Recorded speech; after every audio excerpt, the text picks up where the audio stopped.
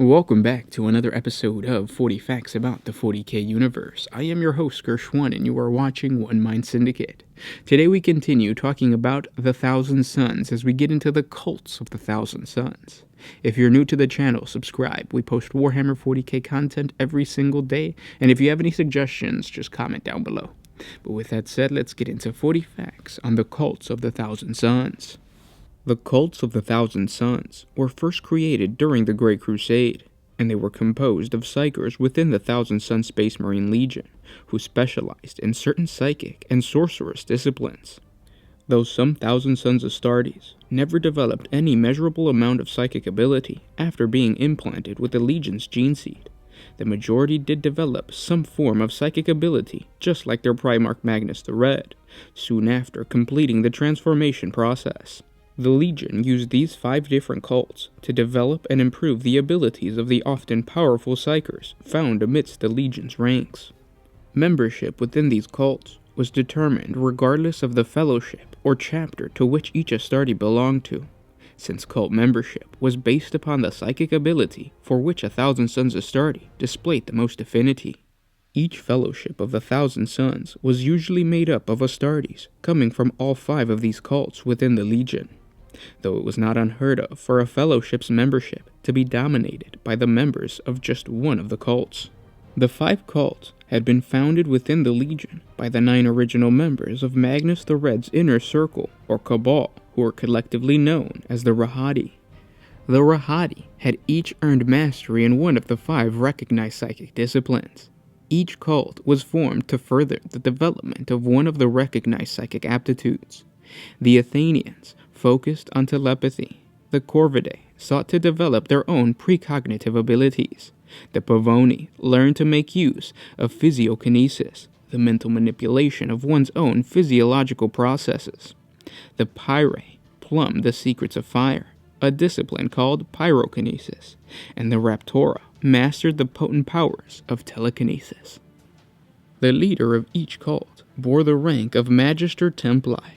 The leader of all the cults was known as the Magnus, and this was a rank exclusively held by the Legion's Primarch, Magnus the Red. The highest rank within the cult system was that of Epissimus, a grade which represented a being free of limitations, who lived in balance with the corporeal and incorporeal universe. For all intents and purposes, the Epissimus was the most perfect being in the universe. This esteemed rank was represented by the most powerful human psyker in existence, the Emperor of Mankind. On the Thousand Sons' lost homeworld of Prospero, in the capital city of Tiesca, each cult maintained its own headquarters, which served as both a repository of the arcane knowledge that they had collected about their chosen psychic disciplines from across the galaxy, as well as training facilities specially geared towards enhancing psykers who displayed strengths in one of the 5 recognized psychic disciplines. Each of these pyramids' front gates was topped by the great golden icon that represented the cult, except for the pyramid of the Pyrae cult, which was topped by an ever-burning flame, and whose gate was guarded by the Canis Vertex, a warlord-class battle titan of the Legio Astorum that would see action during the burning of Prospero. To further represent the distinctiveness of the cult's members, the Astartes from each cult would display the cult's insignia upon the shoulder plates of their power armor, with the cult's distinctive icon placed within the center of the Legion's pre-heresy Legion badge. The Athenian cult's members were practiced masters of the discipline of telepathy, and were able to transmit their thoughts and read thoughts of others. They often acted as the Legion's communication officers, since their communications were secure from all but the most potent psykers, and they assisted the Corvidae in conducting intelligence operations based on psychically gleaned knowledge. While the Corvidae could provide an overall strategic direction based on their readings of the likely probabilities of future events occurring, the Athenians could use their abilities to read the minds of the enemy to shape the Legion's battlefield tactics more directly, through weapons choice, the type of troops to deploy and where, and the choice of the most advantageous terrain. The members of the Raptora cult were gifted practitioners of the psychic discipline called telekinesis. In battle, a Raptora cult member could psychically fling physical objects at their enemies or rip their enemies' bodies apart through the application of immense telekinetic powers drawn from the immaterium. When used defensively, telekinetics could generate barriers of invisible kinetic force known as kin shields to block physical attacks on themselves or others. During the burning of Prospero, the masked members of the Raptora cult generated a massive kin shield over the whole of the city of Tisca, intended to protect it from the orbital assault of the space wolves. The shield eventually failed when the sheer power unleashed by the Loyalist assault upon the kin shield proved to be more than the individual Raptora Astartes could mentally bear. They fell exhausted to the terrible mental strain, one by one, until the psionic shield collapsed. The Pyre were pyrokinetics, meaning that they had developed the ability to both generate and control fire, the power for which was drawn from the warp. The Pyre could both generate lethal bursts of fire from their bodies that they could shape into a number of different forms, including projectiles fired from their hands, as well as fire shields that could hold back foes and melt away incoming weapon fire. The Pyre could manipulate existing or standing sources of fire, and with their connection to the warp, could lower the temperatures of flames striking their own bodies or the bodies of others, effectively making them immune to the effects of fire or great heat. The Pyre also developed secondary psychic abilities that allowed them to control and manipulate mechanical automatons, like the robots of the Legal Cybernetica, and even the massive titans of the Collegia Titanica. These secondary abilities were known as technopathy, and at the time of the closing years of the Great Crusade, the Pyre cult was in ascendance within the Legion's hierarchy, while the Corvidae cult was at its lowest ebb for nearly 50 standard years. For centuries, the Corvidae had been preeminent within the ranks of the Thousand Sons, but in the Legion's final decades within the Imperium, their power to read the twisting paths of the future had diminished until their seers could barely penetrate the shallows of things to come. The cult badge of the Pyre was a phoenix wreathed in flame. The Pavoni cult tended to be the most egocentric of the known cults within the Thousand Sons Legion, as they had developed the psychic discipline known as physiokinesis. Physiokinesis allowed the Pavoni to manipulate body chemistry and physiology within themselves as well as others, a very useful trait for a group of already superhuman warriors. Skilled practitioners of physiokinesis were able to alter their physical appearance by manipulating the physical characteristics of their facial features, as well as making themselves immune to the harmful effects of dehydration and other physical ailments. On the field of battle, the Pavoni were able to generate lightning by unleashing the inherent bioelectricity of their own nervous system and focus it offensively, as well as cause the heart of enemy warriors to explode by literally boiling the blood within their veins. When using these abilities against their foes, the Pavoni had a reputation for spite, which bordered on the sickening. The Pavoni were also the designated healers of the Legion, as they were capable of accelerating cellular growth and protein synthesis, which made them extraordinary medics, who saved the lives of countless Astartes, even when the apothecaries could not. And finally, the Corvidae, as you could have guessed, were skilled in the psychic discipline of precognition, determining the likely probability of future events. They served as the Legion seers, warning their battle brothers of dangers before they materialized. The Corvidae cult also helped guide the Thousand Sons along the line of fate during the times of conflict, in pursuit of their overall psychic and material growth as a Legion. The Corvidae were responsible for much of the Legion's strategic planning. Corvidae could determine events that were not only far in the future, but were immediately about to happen, which allowed them, for example, to navigate a minefield before it exploded, or to know the exact sequence in which a series of enemy soldiers would fire at a particular target. The cult badge of the Corvidae was a black raven's head. After the casting of the rubric of Ahriman, the assembly of once noble fellowships that comprised the Legion was replaced by a hierarchy born of Magnus's will. The Thousand Sons were divided into 9 great cults, each devoted to a separate facade of the Change God, and whether wittingly or not, these cults all served Magnus, and had all purpose in the unfathomable plan of Tzeentch. Though the planet of the sorcerers to which the Thousand Sons were exiled after the fall of Prospero is a world in constant flux. Its inhabitants are governed by the strict orders set in place by Magnus. The spectral remnants of the Legion's warriors, known as the Rubricae, reign over throngs of Chaos cultists, Xanagors, and mutated warp beasts, while above the Rubricae is the former bodyguard of the Crimson King, known as the Sekhmet. Raised above all of these is the Rahadi, a coven of 9 exalted sorcerers and demon princes who are favored by Tzeentch more than any amongst the Thousand Sons, except for Magnus himself. From this overarching hierarchy, the Legion's forces are now further divided into 9 great cults. At the head of each is a member of the Rahadi, who bears the ancient rank of the Magister Templi. Beneath each Magister Templi are 9 other demon princes and sorcerers, who, though lesser in rank, still bear much of Tzeentch's favor.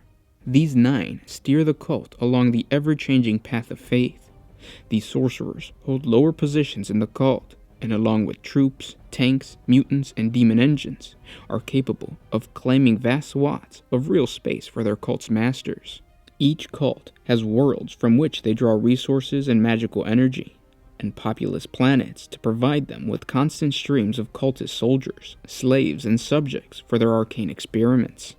Aside from constituting a terrifying military force, each of the cults is a blend of the twisted minds of those in its ranks, and though inherently self-serving, the members of the given cult are ultimately bent towards the same purpose.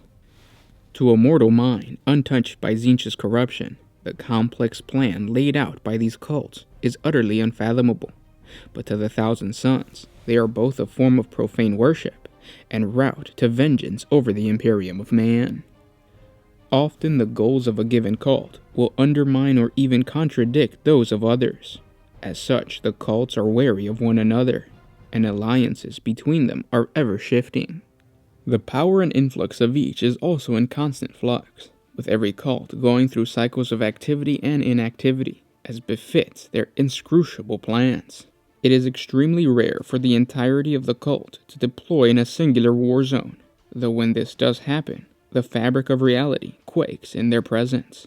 More often, the cult's malevolent goals require its forces to spread throughout space and time, allowing each splinter to plan a separate role in some larger and more sinister stratagem. A cult therefore comprises many sects, each of which may prosecute their own seemingly unconnected campaign of terror, where the combined forces of a cult could easily set a whole system ablaze. A single sect is still capable of devastating a planet.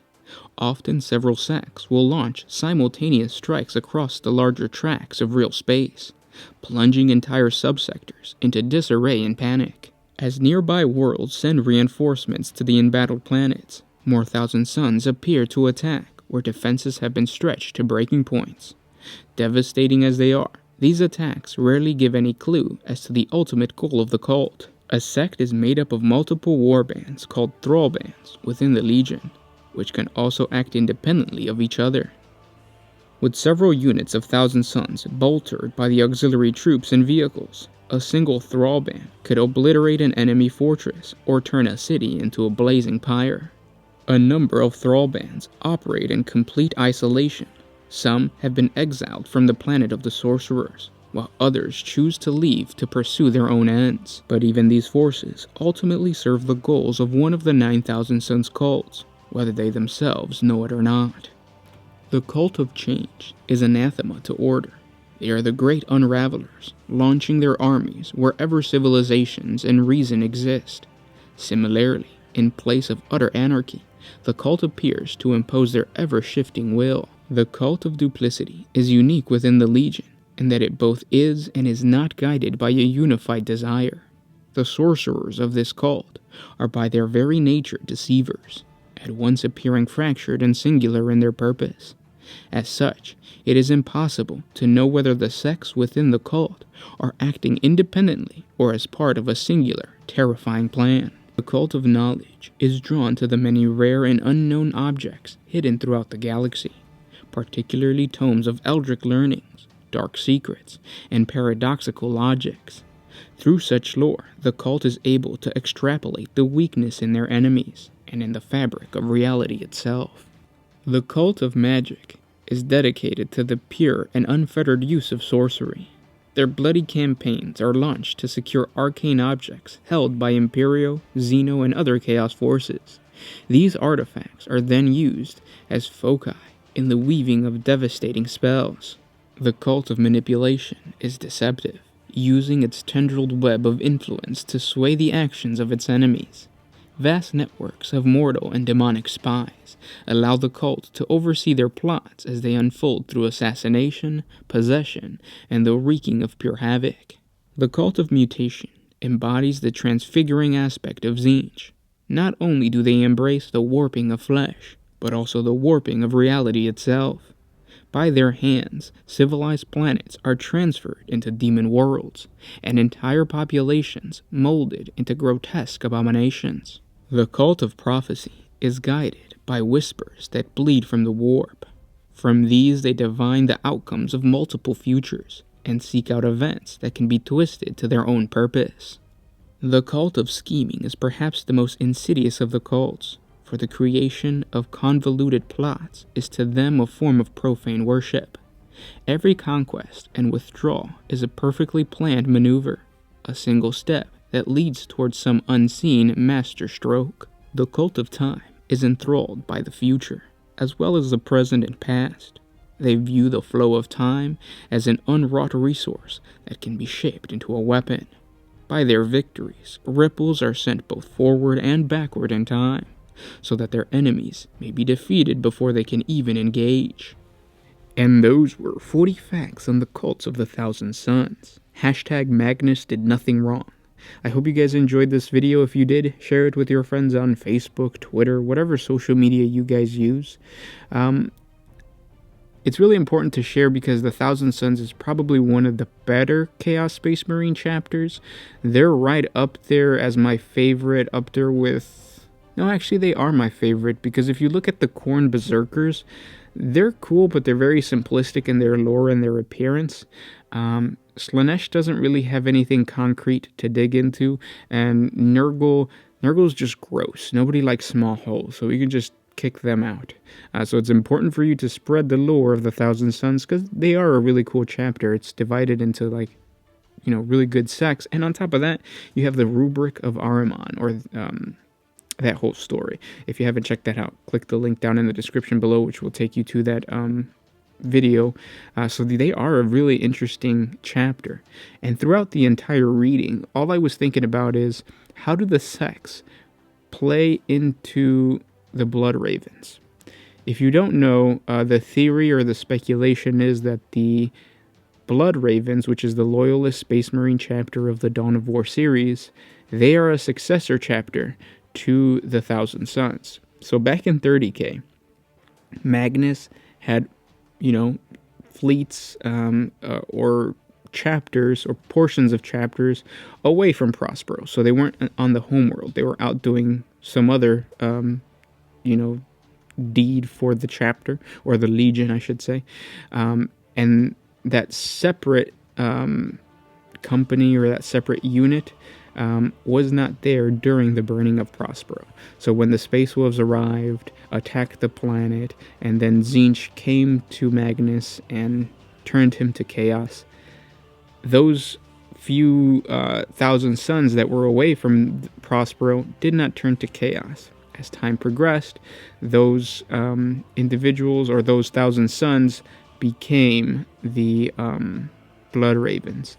And as the story goes, they are hidden, I guess. Their actual origin is hidden from the Imperium, because they do come from traitors. Now, I can't really remember what type of discipline or how the Blood Ravens specialize in their psychic abilities. I know the Blood Ravens have psychers, but I don't know exactly what their powers are. So what do you guys think? How do the Blood Ravens fit into this whole cults of the Thousand Suns? Now you got to think of the 5 cults from the past, not so much the cults from now, because after the burning of Prospero, the 9 cults were developed and whatnot. So before that, how do the cults play into effect with the Blood Ravens? I would love to hear your theories. Comment down below, and I might create a video. But with that said, guys, I hope you enjoyed this video. If you did, I already said share it with your friends. If you want to support us a little bit more, jump on over to Patreon. A simple $1 a month helps us create more videos for you guys. If you can't, we understand. Simply by liking, commenting, and sharing, it helps out the channel. But with that said, guys, I'll talk to you tomorrow. This was Gershwin with One Mind Syndicate, signing out.